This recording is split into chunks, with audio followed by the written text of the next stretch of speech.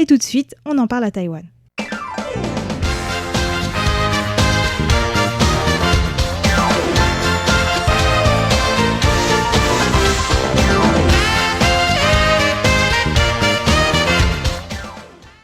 Bonjour à tous et bienvenue sur les ondes de Radio Taïwan International pour ce nouvel épisode de On en parle à Taïwan. Comme tous les dimanches, cette émission dominicale vous présente des sujets d'actualité présentés par trois de nos animateurs, notamment François-Xavier Boulet. Bonjour à toutes et à tous. Et Sasa. Bonjour. Et moi-même pour le dernier sujet dont on parlera. Valentin je vous laisserai Valentin Floquet pour vous présenter donc toutes ces thématiques. Est-ce que tu peux nous parler un petit peu de ce que tu vas nous présenter aujourd'hui ? Alors moi, je vais vous parler de la convenance ou non des combinaisons de lettres. Ça va être un peu le jeu des chiffres et des lettres, mais sur les plaques d'immatriculation à Taïwan. J'en parle un petit peu plus en détail tout à l'heure. Et toi, Sasa, qu'est-ce que tu vas nous présenter ? Je vais vous parler de l'interview de l'ambassadeur de Taïwan, Wu Zhezhong, qui représente Taïwan en France, oui. Par le site internet Thinkerview. D'accord. Et moi, je finirai avec un peu de finance, parce qu'on ne parle pas assez d'argent sur Radio Taïwan International, de mon avis. Donc voilà, on va parler de Warren Buffett qui se retire de chez TSMC, chez moi. Voilà. D'accord. Alors on commence par lequel de ces trois sujets ? Par le tien, parce que c'est le plus rigolo, je pense, non ? Je sais pas si c'est le plus rigolo, mais moi je trouve que ça pourrait faire un très très bon sujet de thèse, pourquoi pas ? Ah bon ? Non, peut-être pas quand même, mais Écrire voilà. 120 pages sur des plaques d'immatriculation, intéressant. C'est ça. En fait, cette semaine, le bureau de la circulation, c'est un bureau qui est rattaché au ministère des Transports, a lancé un petit sondage, enfin c'est plutôt en début d'année qu'il a lancé un sondage, mais il a publié les résultats de ce sondage cette semaine sur l'éventuelle combinaison des lettres pour les plaques d'immatriculation. J'espère que vous me suivez toujours. C'est-à-dire que chaque année, le ministère évalue le bureau de la circulation, il évalue le nombre de nouvelles plaques qu'il va falloir produire et du coup les combinaisons possibles de chiffres, de lettres, etc. Et pour travailler un peu en amont tout cela, il fait à chaque fois un petit sondage ou une enquête sur les combinaisons possibles. Alors là, on arrive à des combinaisons en 3 lettres. Et sur les 26 combinaisons qui ont été proposées par le bureau de la circulation pour les 2 prochaines années à venir, eh bien, il y a 8 groupes qui n'ont pas passé... ils n'ont pas réussi l'examen, quoi. Et comment ça se fait ? Alors, comment ça se fait ? En fait, il y a une enquête qui soumet à plusieurs personnes, et même les Taïwanais peuvent aller sur le site pour consulter cela, pour dire ce qu'ils pensent de telle ou telle combinaison. Est-ce que ça porte chance ou pas ? Parce qu'à Taïwan, on aime beaucoup tout ce qui est porteur de richesse, les bons auspices, la bonne chance, ou même certaines connotations. Et il y a quand même 8 combinaisons qui ont reçu le qualificatif ou la mention « ne convient pas ». Alors pourquoi ? On va voir. Juste avant de dire de quel groupe il s'agit, j'ai envie de déjà dire la décision du ministère, c'est de retenir ces 8 groupes. Donc, ils vont être listés pour ne jamais être imprimés. Donc, ils sont déjà retirés de la circulation avant même d'être imprimés ou produits. Sur liste noire, quoi. C'est ça.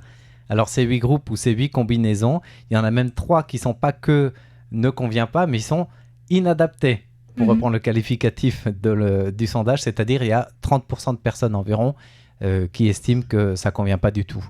Alors, pourquoi ? Généralement... Les lettres, là on va pas parler des chiffres, les chiffres c'est une autre histoire, hein. Il y a la bonne augure, etc. Ils sont même vendus aux enchères parfois, mais là pour la combinaison des lettres, cette liste préétablie par le bureau de circulation fait qu'elles vont être lues en anglais. Alors ça peut être sous forme de sigles. En France on imagine que 3 lettres de l'alphabet sur votre plaque d'immatriculation, genre CON ou CUL, on va plutôt les éviter, quoi. D'accord, je vois où tu veux en venir, en fait. Et Taïwan, c'est un peu pareil. J'imagine en France, par exemple, la plaque d'immatriculation FDP. Mon grand-père avait une plaque très facile à se rappeler, parce que c'était QQ. Bon, c'était mignon, mais au moins, on s'en rappelait, quoi.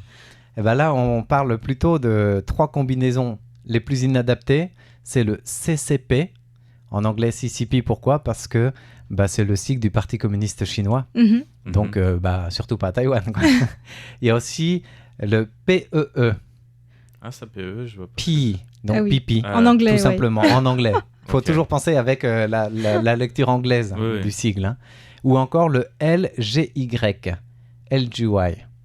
Alors pourquoi? Et là, si on dit GY en anglais prononcé par les Taïwanais, c'est phonétique ou homonyme d'un juron en taïwanais pour quasiment insulter quelqu'un dont on n'est pas content de ce il va se mêler des affaires des autres, grosso modo. Et pourquoi avec le L alors? Alors le L, ça c'est parce que c'est la combinaison possible et disponible pour les plaques d'immatriculation, parce qu'en fait, il y a un ordre préétabli de certaines lettres et du coup, on ne peut pas choisir quelle lettre on veut, quoi. Oui. Donc dans le préétablissement des lettres, il y avait cette combinaison L, G, Y. Alors le L n'est pas important pour cette plaque inadaptée, mais la combinaison ou la phonétique GY, ça passe pas du tout parce que c'est quasiment une insulte en taïwanais. Donc ces trois-là, elles sont carrément bannies. Et puis sur les 26 groupes proposés ou 26 combinaisons possibles, il y en a 5 qui sont pas convenantes en plus des 3 inadaptées. Alors les non convenantes, il y a le CBA, parce que c'est le sigle anglais de la ligue de basketball chinois. D'accord. Okay. Voilà, donc tout ce qui est c'est chinois. C'est pas la NBA, c'est la CBA. C'est ça. Il y a aussi les 3 C, CCC. Et là, c'est parce que si en taïwanais, c'est 3 fois la mort. Et du coup, on préfère pas tout ce qui est homonyme de la mort. Généralement, c'est pareil. C'est exit d'entrée. Il y a le CCK. Et là, c'est pareil, c'est trop proche toujours en taïwanais, de la mort. Donc, c'est pas apprécié par les internautes qui ont aussi... ils n'ont pas voulu le PDD. Alors ça, je ne savais pas. PDD. Parce que c'est apparemment le sigle qui désigne en anglais une maladie du trouble du développement. Ah oui, d'accord. Donc on préfère pas voir ça sur sa plaque de voiture, quoi. Voilà, bon, on parlait du pi, le pipi, mais il y a aussi le PGG, parce que le double G en chinois, ça fait penser au mot zizi. Donc on préfère l'avoir ailleurs que sur sa plaque d'immatriculation, quoi. Non. Voilà. Donc voilà pour je crois que j'ai nommé là les 8 qui sont bannis. Et je disais, les 3 qui sont vraiment inadaptés, c'est environ 30% de Taïwanais qui se prononcent contre. Et cette enquête a eu lieu du 24 février au 30 avril pour les plaques d'immatriculation. Et il y a plus de 13 133 commentaires, sans compter les personnes qui ont voté. Donc des gens qui ont laissé des commentaires sur ces plaques. Et juste en ce qui concerne la combinaison possible des lettres, quoi. Et du coup, moi, je ne savais pas du tout qu'il y avait cette liste noire entre guillemets, mais Oui. je me demande si en France, c'est comme à Taïwan, on peut payer pour avoir éventuellement des chiffres, certains chiffres sur sa plaque d'immatriculation. Alors c'est vrai qu'à Taïwan, on peut, mais il faut payer plus cher pour avoir des chiffres soit porte-bonheur, ou alors si tu as peur d'oublier ta plaque d'immatriculation, un truc qui correspond à une date de naissance ou à un numéro de téléphone, c'est possible de... Mais il faut que ça reste dans la règle du nombre de chiffres et de lettres sur la plaque. En France, je ne sais pas comment ça se passe. j'ai jamais entendu parler de ça, donc je sais pas. Et en off, avant l'émission, Valentin parlait de l'expérience à Hong Kong, où là, on voit de tout, c'est ça? Ah bah il y a de tout. On peut faire ce qu'on veut avec sa plaque d'immatriculation à partir du moment où on y met le prix. Pareil, Alors, à Hong Kong, c'est un peu particulier parce que ces plaques spéciales sont vendues aux enchères. C'est-à-dire que la personne qui se souscrit, la souscrit aux enchères, et là, en fait, les gens doivent mettre les enchères sur la plaque. Ah, donc, c'est-à-dire qu'ils peuvent sûr d'avoir la plaque que tu voulais. Ou alors un prix qui va au-dessus de ce qu'on peut mettre dedans. D'accord. Et c'est comme ça qu'aux enchères, j'ai un exemple très particulier, par exemple, pour la plaque 007, qui était sur une Aston Martin, qui allait bien avec la plaque. Ouais. Le propriétaire a été obligé de payer 2 fois le prix de son Aston Martin pour la plaque. Waouh. Voilà. Ah oui, donc la plaque d'immatriculation coûte plus cher que ta voiture au final, quoi. Dans ces cas-là, après il y a des grades, bien Tout sûr. Et j'avais vu aussi, alors dans les plaques, c'est très connu, les plaques de Hong Kong, et les noms qui sont attribués. Il y a par exemple une Ferrari jaune et noire avec une bande noire qui a comme nom Pikachu. Voilà. Il y a plein de noms comme ça et c'est toujours très marrant. Il y a des gens qui disent ne me quitte pas ou des choses comme ça, don't leave me. alors un petit truc particulier par contre pour ces plaques, c'est que la lettre I et la lettre U, je crois, ou V ne peuvent pas être écrites. Ça veut être des chiffres. D'accord. Le O, voilà, le I et le O ne peuvent pas être écrits, ça va être le 1 et le 0. Donc quand c'est I love you, ça va être I 1 L 0 V E U. Ah oui. Voilà. D'accord. Voilà, le 1 et le C'est assez 0 spécial. ils sont obligés d'être des chiffres. Des chiffres voilà. D'accord. Mais les plaques peuvent être en toutes lettres. Il Ouais. n'y a pas de réglementation sur les chiffres ou quoi que ce soit. Et voilà. Après, C'est- d'une manière générale, pour une plaque ordinaire à Taïwan, quand vous achetez une voiture, vous avez besoin d'une plaque d'immatriculation.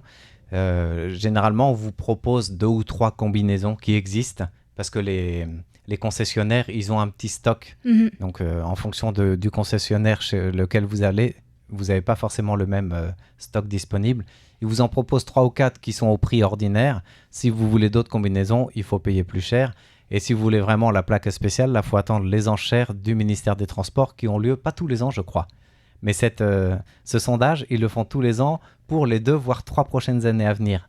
Donc là, les combinaisons dont on vient de parler, ce sera pour la production des plaques de 2025 seulement, parce que les 2 prochaines années sont déjà réservées avec les anciennes combinaisons qui sont déjà en cours. Mhm. Voilà. Ouais. Moi, j'ai le souvenir quand j'ai commandé mon scooter pour finir au niveau des scooters. Là, c'est des plaques tout véhicule confondu. Hein. Alors c'est bien de le préciser, c'est voilà, tout véhicule confondu, les 6 grands types de véhicules. Donc on parle des scooters, des motos différentes cylindrées jusqu'au plus de 500 cm3. Ça va aussi aux véhicules des usagers, donc des particuliers, 5, 7 places, mais aussi des véhicules de commerce, donc les camions aussi et les transports de marchandises. Ouais. Et Voilà. donc, je disais que Même les véhicules électriques qui n'ont pas les mêmes lettres, généralement ça commence avec un E pour le électrique, et ils ont une bande verte en plus pour bien les remarquer. Ils ont aussi le marquage des véhicules électriques sur le haut de la plaque. Tout à fait. Et ouais, non, je disais pour mon scooter, Oui. de souvenirs, j'avais même une liste de plaques Tu possibles. pouvais choisir. Je pouvais à peu près choisir ce que je voulais. Il y en Ouais. avait qu'un qui était un peu sympa comme chiffre, les autres c'était un peu horrible, quoi. Ouais. Voilà, il y avait toujours des 4 ou des choses comme ça dedans. Alors, moi, on m'a presque payé pour avoir un chiffre 4, mais c'était pas pour une plaque d'immatriculation, c'est pour le premier numéro de téléphone auquel j'ai souscrit à Taïwan.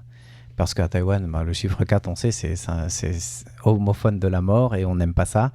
Et du coup, quand j'ai souscrit un abonnement téléphone à Chonghua Telecom, ils m'ont fait le prix étudiant pour 2 années, donc c'était défiant toute concurrence presque au niveau tarif, alors qu'ils savaient que j'étais pas étudiant, mais parce que j'acceptais d'avoir 3 fois le numéro 4 dans le numéro de téléphone. D'accord. Ils n'arrivent pas à le refirer, moi je m'en foutais. Ah mais du coup, pendant 2 ans, j'ai eu un abonnement très très bon marché. Voilà. C'est pratique. Ça c'est pour la petite histoire. Mhm, mhm. Ok. Toi, t'as fait un choix pour ton numéro de téléphone Non, c'est pareil, il y avait 2 ou 3 numéros, vous pouvez choisir, et puis voilà. Quoi. Ouais. C'est... Ouais, perso, moi j'ai carrément demandé les 4 derniers chiffres spécifiques. Ah oui. Parce que en fait, je voulais avoir la même base que sur mon numéro de téléphone hongkongais. D'accord. À l'époque, je venais d'arriver à Taïwan. Et je voulais un truc qui était sur la même base. Donc ils m'ont dit que je pouvais aller jusqu'à 4 chiffres similaires. Et bon, j'ai choisi. Il est très bien. C'est intéressant. Il y a un numéro 8 dedans, un numéro 9, tout va bien. Tout va bien. Voilà. Alors, puisque tout va bien, on parle de quoi maintenant? De l'interview de l'ambassadeur François Wu? Oui, on va parler de l'interview. Oui, on peut parler de l'interview de François Wu. Je ne vais pas tout résumer parce que c'était très très dense. Ça a duré 2 heures, mais c'est sur Thinkerview, c'est une chaîne YouTube qui fait des interviews très approfondies. Donc ça peut être parfois très très long. Et il y a 1 an, il y a l'ambassadeur de Chine, Lu Shaye, en France, qui a été interviewé. Et son interview à lui, c'était 3 heures. Wow. Et donc, en fait, c'est vrai que pourquoi je reviens sur cette interview, c'est vraiment pour souligner le contraste entre les 2 interviews. D'accord. D'ailleurs, il y a des internautes qui l'ont remarqué dans leurs commentaires. Que Wu Zhezhong, donc François Wu, l'ambassadeur de Taïwan, était beaucoup moins langue de bois que Lu Shaye, même si parfois c'est vrai qu'il a eu sur certains sujets, par exemple le changement climatique ou Julian Assange, Edward Snowden, il a eu des réponses très diplomatiques, on va dire, ou évasives. Mais sinon, il était beaucoup plus détendu, et ce qui a beaucoup plu d'ailleurs à l'animateur, c'est qu'il n'avait pas demandé les questions à l'avance, contrairement à l'ambassadeur de Chine. Et il y a eu beaucoup de choses très intéressantes, bien sûr sur Taïwan, mais aussi sur sa vie personnelle. Moi, j'ai appris plein de choses. Ce qui était rigolo, c'est que quand on lui a demandé dans quelles circonstances il a appris le français, quand il est venu en France, etc., Et est-ce qu'il aime bien la gastronomie française ? Il a dit oui, je me souviens encore du Resto U quand j'étais étudiant. C'est pas vraiment de la gastronomie, c'est de la cuisine, quoi. Et donc il a dit qu'il aimait bien les poireaux vinaigrettes, les radis beurre. C'est génial. Et même le pigeon. Et je me souviens, on l'avait interviewé il y a quelques mois quand il était de retour à Taïwan, juste après le Nouvel An lunaire. Il avait aussi fait mention de l'accueil par la France des étudiants étrangers qui ont droit au Resto U. Il avait l'impression que la société française contribuait à sa survie en France en tant qu'étranger. Et il était touché, même si c'est pas la haute gastronomie, comme on dit, le Resto U, quoi. Mais il aimait bien le concept. Ouais.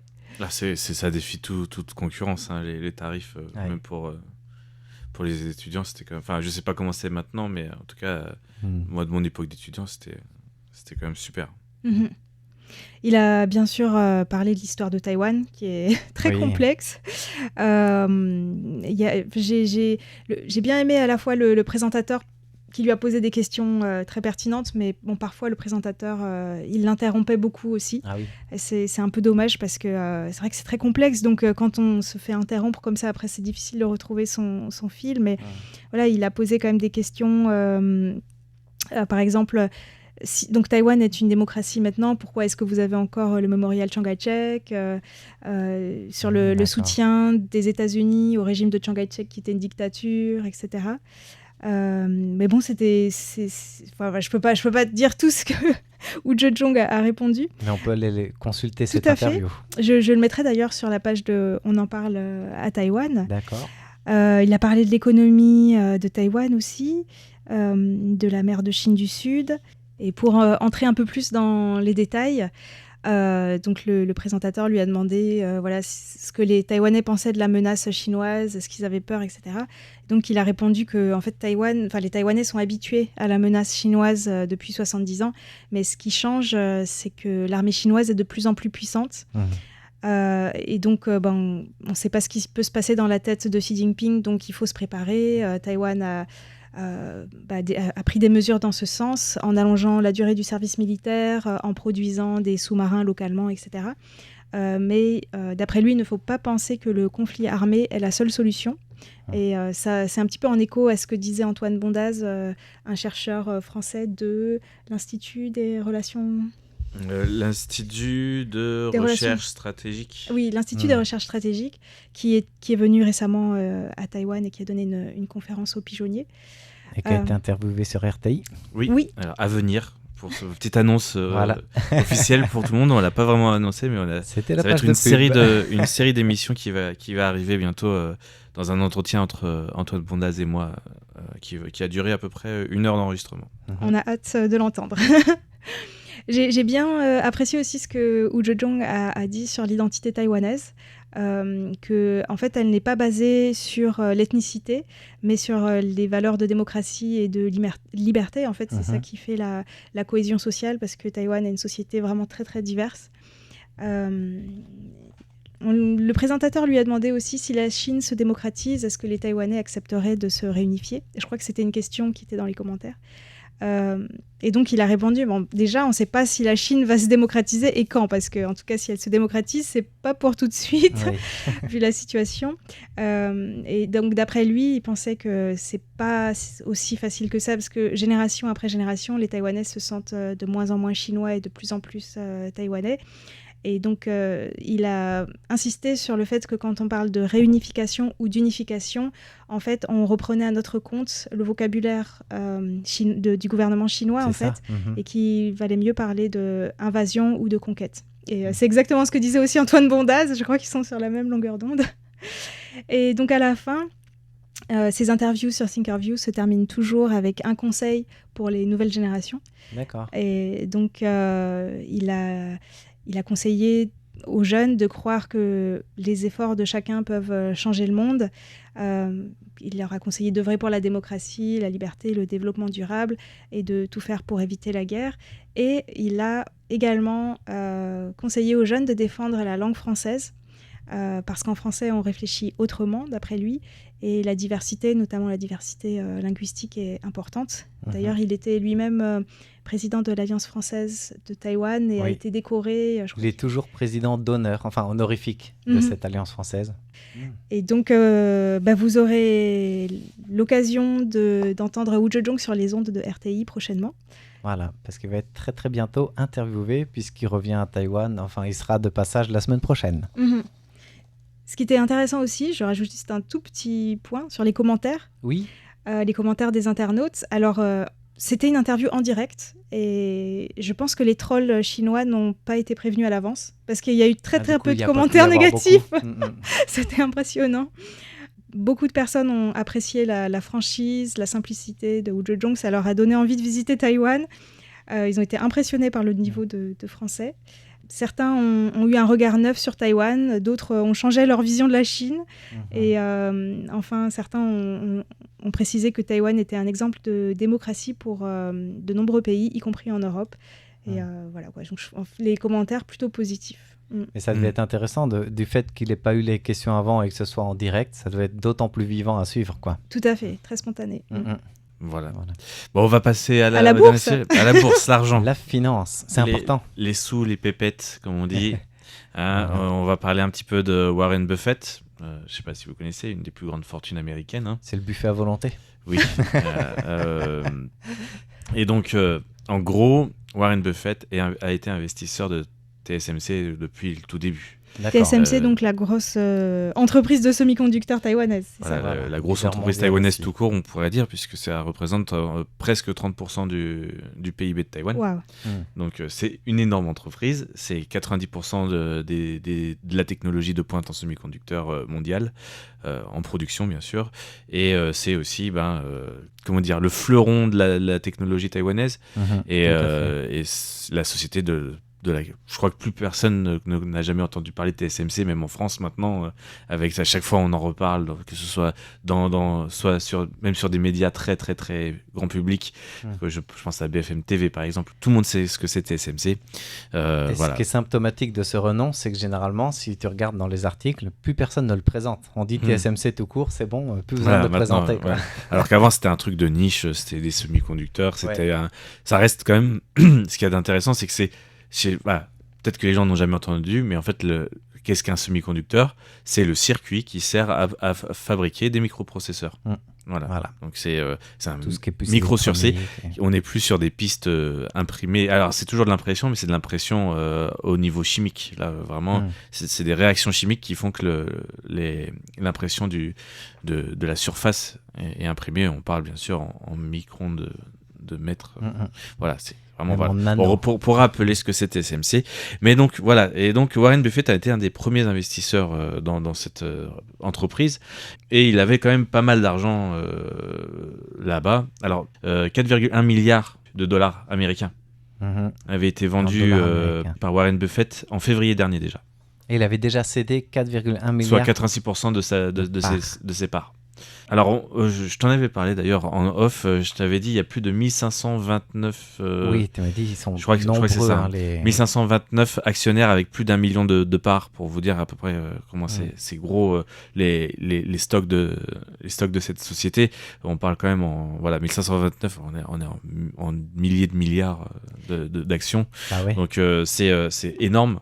Et est-ce qu'on sait pourquoi Warren Buffett a cédé ses parts? Il l'explique en fait, et il dit que le risque est trop élevé et qu'il va réinvestir tout ça au Japon.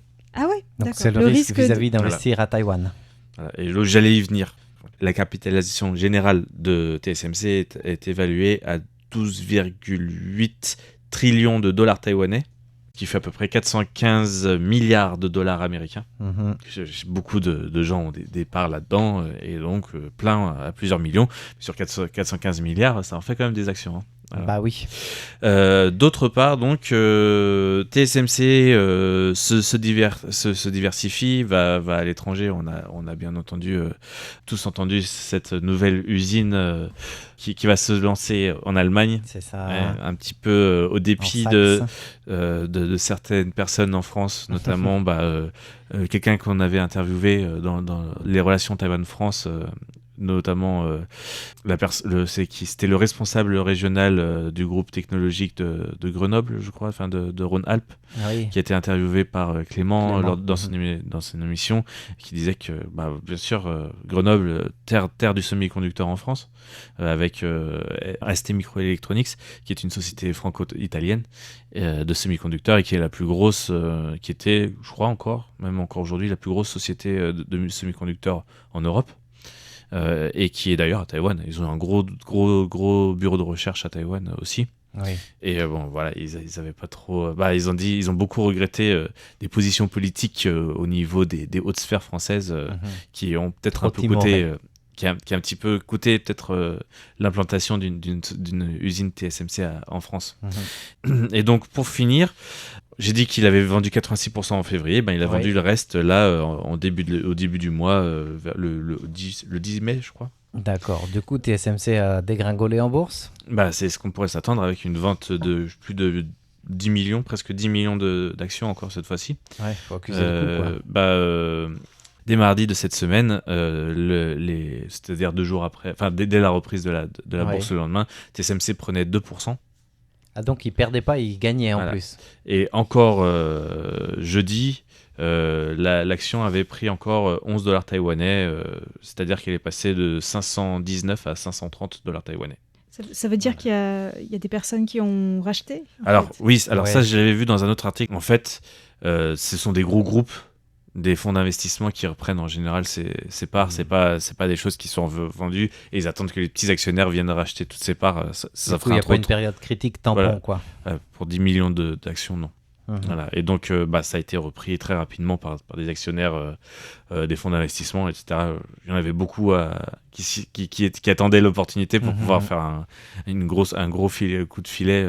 Et souvent, il y avait aussi des comptes privés qui étaient sur le coup, etc. Mais voilà. Donc ça a été repris par des fonds et donc là, TSMC va bien, bizarrement. Donc ça n'a pas impacté l'entreprise comme on pourrait le croire. Mais donc tu disais que la raison de la vente des actions, c'était le fait qu'il y avait trop de risques. Oui. C'est-à-dire les risques que TSMC disparaisse ou passe dans d'autres mains, ou etc. Et que pour lui, au niveau du risque, il a dû faire ça avec peut-être des conseillers financiers.